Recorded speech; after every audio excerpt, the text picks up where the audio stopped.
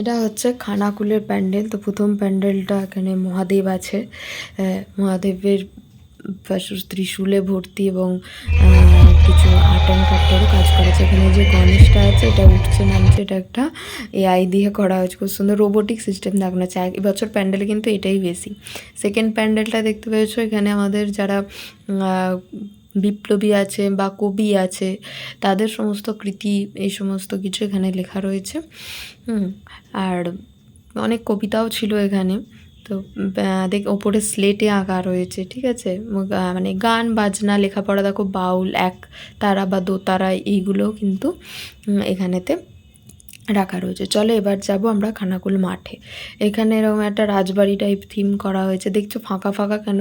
কারণ অনেকটা আগে গেছিলাম, যে দিনগুলো ভিড় হয় সেই দিনগুলোই অত ঠেলা খেতে ভালো লাগেনি। এবছর ফাঁকা ফাঁকায় গেলাম, তবে কি জানো তো, কিন্তু ভালো লাগলো না।